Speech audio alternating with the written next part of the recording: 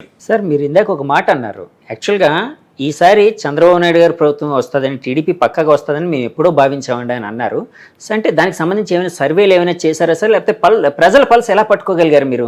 అంటే ఎన్నికలకు ముందే పక్కగా ఏమి చేయలేదు కానండి.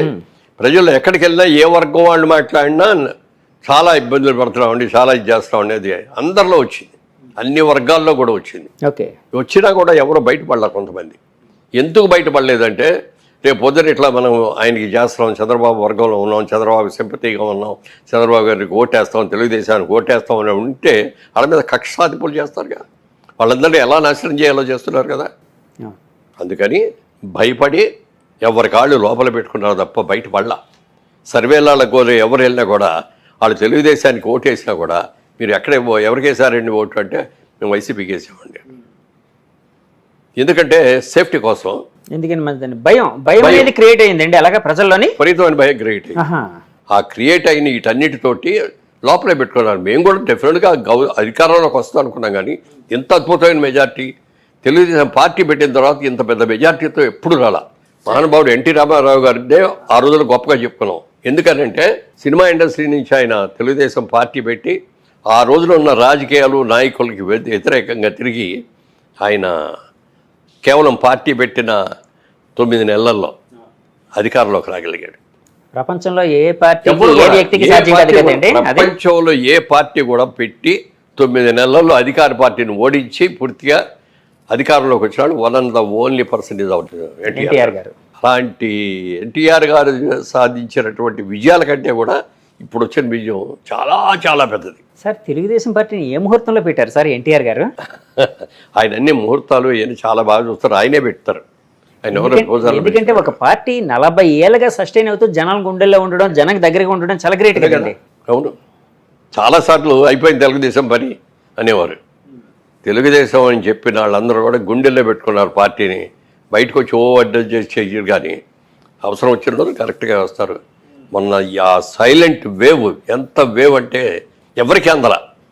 అంటే సర్వేలలో అందరూ కూడా తెలుగుదేశం అధికారంలోకి వస్తే, కూటమి అధికారంలోకి వస్తే అన్నారు, కానీ రకరకాల సర్వేలు వచ్చేసారు. ఎవరు కూడా ఇన్ని సీట్లు అనేది రాలా. మరి పైగానేమో జగన్మోహన్ రెడ్డి గారు ఎన్ని సీట్లు వస్తాయని మీలాంటి వాళ్ళు వచ్చి అడిగితే చాలా వస్తాయి. 157 అన్నారు సార్. 157 మాకు వస్తాయని. వైనాట్ 175, 175 వస్తాయి మాకే, మేము తప్ప ఎవరు గెలవరు అని చెప్పారు. ఎప్పుడు కూడా ఎవరైనా సరే అణుకుగా ఉండాలి. మనకు అవకాశం వచ్చింది, ఆ అవకాశం వచ్చిన దాన్ని సద్వినియోగం చేసుకోవాలి. అర్ధంతరంగా ఏదో అంటారే, నరం మీద కురుపు ఇచ్చినాడును అర్ధంతరంగా డబ్బులు వచ్చినాడు తలకాయ ఎగరేస్తాడంట. అదే జరిగింది అక్కడ. మొట్టమొదట నీకు ఎప్పుడైతే నువ్వు బెస్ట్ సీఎంగా 6 నెలల్లో వస్తానన్నావో, 30 సంవత్సరాల పాటు నేనే పరిపాలిస్తానని చెప్పావో, దానికి తగ్గట్టుగా నీ పరిపాలన ఉండాలి కదా. ప్రజలు మెచ్చుకోవాలి కదా, ప్రజలకి అన్ని సదుపాయాలు చేయాలి కదా. నువ్వు ఏది చేయకుండా నేను 30 ఏళ్ళు పరిపాలిస్తానంటే ప్రజలేం పిచ్చాళ్ళ? ప్రజల్లో చైతన్యం వచ్చేది కాబట్టే ప్రజా చైతన్యం మేము ఎవ్వరూ కూడా ఊహించాల. తర్వాత నేను ఒక్కనేగా జైల్లో ఉంది, చంద్రబాబు నాయుడు కూడా జైల్లో ఉన్నాడని అనిపించుకోవడం కోసం ఆయన అర్ధరాత్రి ఎక్కడో దీంట్లో ఉంటే అక్కడికి వెళ్ళి లేపి కార్లు తీసుకొచ్చి ఎక్కడ తీసుకెళ్లాలో కూడా తెలియకుండా 24 గంటల కార్లు తిప్పి చివరికి పోలీస్ స్టేషన్లో అప్పచెప్పారు. సార్ ఇక్కడ జైల్లోకి వెళ్ళిన తర్వాత ఏ విధమైన ఫెసిలిటీ, ఒక మాజీ ముఖ్యమంత్రి 14 సంవత్సరాలు ముఖ్యమంత్రిగా చేసిన ఒక వ్యక్తిని జైల్లో పెడితే దానికి కొన్ని ఫెసిలిటీస్ ఉంటాయి. వాళ్ళకి అవి ఏమీ లేవు. ఫ్యాన్ కూడా లేదు, దోమలు అసలు ఏమి పడుకోవడానికి. హైకోర్టుకి వెళ్ళి తెచ్చుకున్నారు కదా సార్? తెచ్చుకున్నారు, ఆయన వేయలేదు కదా హైకోర్టు. హైకోర్టు వాళ్ళ డైరెక్షన్లోనే అక్కడ మిగతావన్నీ వచ్చాయి. ప్రజలు వెళ్ళి అడిగితే దానికి హైకోర్టు నుంచి వచ్చిన తర్వాత అప్పుడు ఫ్యాన్లు అవి పెట్టి కూర్చోడానికి ఒక కుర్చీ, భోజనం చేయాలంటే అక్కడ కూర్చొని తినడానికి వచ్చిన టేబుల్, ఇలాంటివన్నీ చేశారు. నేను అప్పుడు ఆ రోజున ఏమనుకున్నాను తెలుసండి, ఆయన అరెస్ట్ చేసిన రోజున చాలా మంచి పని చేశాడు జగన్మోహన్ రెడ్డి, చంద్రబాబు నాయుడు గారిని అరెస్ట్ చేయడం.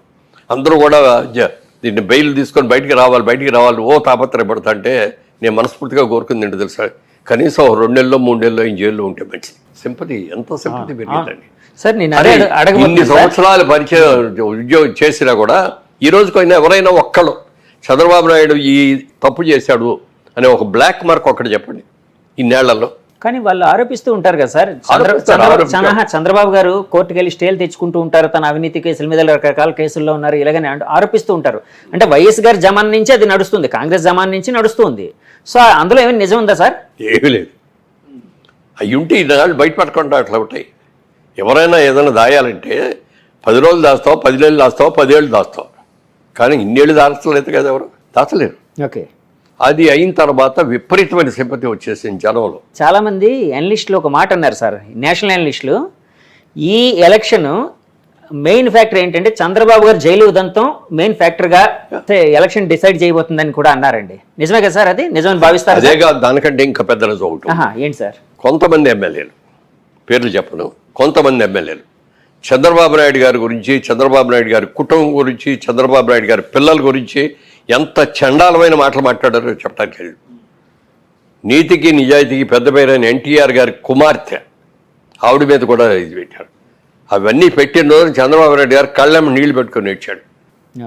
రాజకీయ నాయకుడిగా నన్ను విమర్శించాలని నేను లెక్క చేయను, నా కుటుంబాన్ని, నా భార్యని, నా పిల్లల్ని కూడా అవమానించారని చెప్పి కళ్ళెమ్మ నీళ్లు పెట్టుకొని మళ్ళీ నేను ముఖ్యమంత్రిగా వచ్చాను, ఇక్కడ అడుగు పెడతాను, లేకపోతే పెట్టని చెప్పి వెళ్ళాడు. సార్, బాబు గారితో ఇంత క్లోజ్గా మీరు చాలా ఒక 40 ఏళ్ళు అనుబంధం కదండి, ఎప్పుడైనా ఆయన ఇలాగ కన్నీళ్లు పెట్టుకున్న సంఘటన కానీ ఇంటర్నల్ గా బాధపడిన సంఘటన కానీ ఎప్పుడు చూడలేదండి. ఎప్పుడు ఆయన కన్నీళ్ళు అంటే చాలా గుమ్మనంగా ఉండేవాడు.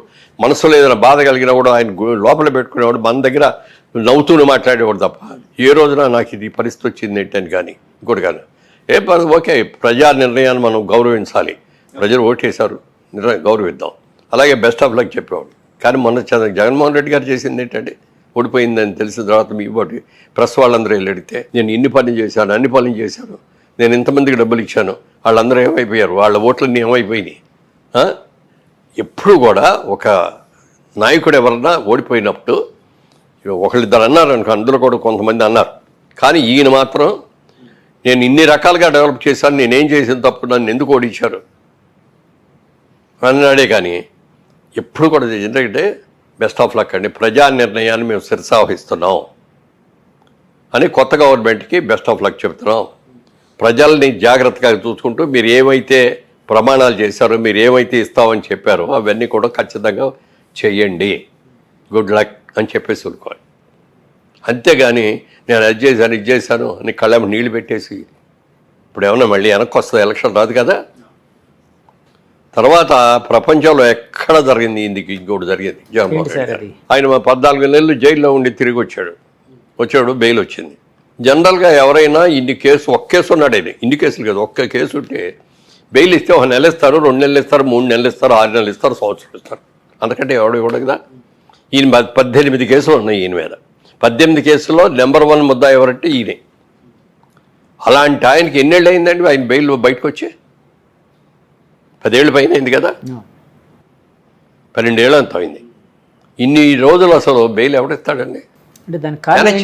మేనేజ్ అది రాకుండా చూసుకున్నాడు అంతే. ప్రతిసారి ఢిల్లీ వెళ్ళినప్పుడల్లా ఏదో ప్రత్యేక హోదా తీసుకొస్తాడు, లేకపోతే ఈ డబ్బులు తీసుకొస్తాడు, అవి తీసుకొస్తాడు, ఇది తీసుకొస్తాడు అని ఆయన తెచ్చేది ఏమీ లేదు.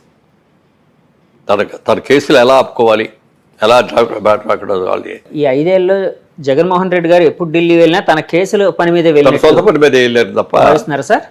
సో ఇలాంటి ఫ్యాక్టర్లన్నీ ఆయన ఓడించాయండి డెఫినెట్గా. మరి ఇవన్నీ కూడా ప్రతిదీ లెక్కేస్తారండి. వాళ్ళ ఎన్టీ రామారావు గారు రాజకీయాల్లో రాకముందు మన ఆళ్ళలో చూసుకుంటే ఓ 20% పేపర్ చదివేవారేమో, రాజకీయాలతో టచ్ ఉండేది. 80% అసలు ఎవరికి టచ్ ఉండేది కాదు. అలాంటిది ఎన్టీ రామారావు గారు వచ్చిన తర్వాత ప్రతి వాళ్ళకిలో ఒక చైతన్యం వచ్చింది. ఒక రోజు మైక్ తీసుకెళ్ళి పెట్టండి, కూలి పని చేసే వాళ్ళ దగ్గర కూడా ధారాళంగా మాట్లాడేసేస్తారు. లేదండి, నేను చాలాసార్లు వెళ్ళినప్పుడు అద్భుతంగా మాట్లాడుతున్నారు, అద్భుతంగా మాట్లాడతారు. ఇద్దరు లేదు, రామారావు రాకముందు ఆ చైతన్యం లేదు ఎవరిలో. రాజకీయ చైతన్యం తీసుకొచ్చింది ప్రజల్లో, ముఖ్యంగా పేదవాళ్లలో ఎన్టీ రామారావు. ఆయన ఎంత నిజాయితీగా ఉన్నాడో అంత మించిన నిజాయితీతో చంద్రబాబు నాయుడు గారు కూడా ఉన్నారు. నందమూరి వారి కుటుంబం మీద కానీ, నందమూరి వారి పిల్లల్లో ఇప్పుడు బాలకృష్ణ గారిలో కానీ, చంద్రబాబు నాయుడులో కానీ ఏ రోజున ఏదైనా ఒక్క అవినీతి కేసు ఉందో ఒక్కడన్నా. గాలికి వెళ్ళే వాళ్ళు కేసులు పెట్టవచ్చు, నా మీద కూడా పెట్టవచ్చు. నాకు ఇంతవరకు నా మీద ఎప్పుడు ఏ విధమైన కేసులు లేవు. నీతిగా ఉన్నాం కాబట్టి, ఇన్నేళ్ళు బట్టి ఉన్నాం. రియల్ ఎస్టేట్లో ఉండి ఏమీ లేదు, ఇన్కమ్ ట్యాక్స్ డిపార్ట్మెంట్లో ఏ రోజున మాకు ఇది రాదు. అన్నీ కూడా పర్ఫెక్ట్గా కట్టేస్తాం మేము. అందుకని మేము మా మీదకి రావు. మరి అలాంటి ఆయన అన్ని కేసులు ఉన్న ఆయన ఇన్నేళ్ళు ఎలా ఉండగలిగాడండి? ఎలా మేనేజ్ చేశాడండి? ఏదైనా పాపం పడాలి, టైం రావాలి. ఇవాళ ప్రజలందరూ కూడా అది గుర్తించి అది తెలుసుకొని చేసిన తప్పులు తీసుకొని మనం యునానిమస్గా వేయాలన్నారు. ఎలక్షన్ అయిన తర్వాత కూడా ఎవరు ఇంత మెజారిటీ వస్తాయని ఎవరూ ఊహించలేదు సార్. బాబు గారు ఏమైనా ఊహించారా సార్ ఇలాంటి మెజారిటీ? బయటపడ్డా ఆయన ఎప్పుడు అంటే మీతో, అంటే మీ నాయకులు మీతో కానీ గెలుస్తాం మనం అన్నారే తప్ప మనకి ఇంత మెజారిటీస్ వస్తాయి, ఇన్ని సీట్లు వస్తాయి అనేది ఎవరు అలా చెప్పిన ఏకైక వ్యక్తి కేకే. కేకే సర్వీస్. అవును, కిరణ్ ఎంత బాగా మరి ఇద్దరు తెలియదు కానండి. అతను కూడా కలుసుకోవాలని అనుకున్నాను. ఎంత బాగా చెప్పాడండి. లాస్ట్ టైం ఓడిపోయినప్పుడు జగన్మోహన్ రెడ్డి గెలిచినప్పుడు బాగానే ఇట్లాగే చెప్పాడు. అవునండి, ఆయనకి ఎన్ని సీట్లు వస్తాయి మేమే అనుకున్నాం. చంద్రబాబు నాయుడు గారికి రాకుండా ఎవరు ఇస్తారు? 20 వస్తాయి. ఇవాళ అన్నారే మీరు బోల్డెన్ చేసామని చెప్పి ఈయన చంద్రబాబు నాయుడు గారు కూడా ఆ రోజులు అన్నారు, మనం పసుపు కుంకుమ ఇచ్చాం బోళ్ళ మందికి, ఎలక్షన్ ముందు 10,000 చెప్పి ఇచ్చాము, మహిళా ఓట్లన్నీ మనకు వచ్చేస్తాయన్న. కానీ ప్రజలు ఏమన్నారు తెలుసండి? ఆయన 10,000 ఇస్తే ఆయన సొంత డబ్బులు ఇచ్చాడా? గవర్నమెంట్ డబ్బులే కదా మాకు ఇచ్చింది. ఆయన ఏదైనా సొంత డబ్బులు ఇస్తే అప్పుడు ఆలోచిస్తాం దాని గురించి. ఎవరు సొంత డబ్బులు ఇస్తే వాళ్ళకి ఓటేస్తా ఉన్నారు. ఇవాళ జగన్మోహన్ రెడ్డి గారు ఇచ్చింది ఆయన సొంత డబ్బులు ఇచ్చాడా? ఉంటే మీటర్ ఒక్కడమే కదా ఆయన చేసింది. మీటర్ ఒక్కడే రోజు దారం వెళ్ళి రిక్షా వాడినో లేకపోతే కూలి పని చేసుకునే వాడిని పిలిచి బాబు ఇదిగో ఇక్కడ నొక్కు అంటే నొక్కుతాడు. కానీ నొక్కటానికి డబ్బు ఎలా సంపాదించాలి, ఇన్కమ్ ఎలా తీసుకురావాలి, ట్యాక్స్లు ఎలా పెరగాలి, మన వాళ్ళకి కావాల్సిన అవసరాలన్నీ ఎలా తీరాలి, ఇవన్నీ తెలుసుకొని చేసేవాడే నిజమైన ముఖ్యమంత్రి తప్ప ముఖ్యమంత్రి అంటే ఏంటి? ఇన్ని లక్షల మంది, మనకి కోట్ల మంది, ఇవాళ ఇన్ని కోట్ల మంది యొక్క సమస్యల్ని, కష్టాలని, సుఖాలని, పిల్లల భవిష్యత్తుని తీర్చిదిద్దవలసిన ఒక పవిత్రమైన బాధ్యత ఉన్న వ్యక్తి ముఖ్యమంత్రిగా ఉండాలి. అలా ఉన్నవాళ్ళే ఉంటారు లాంగ్ మీటింగ్.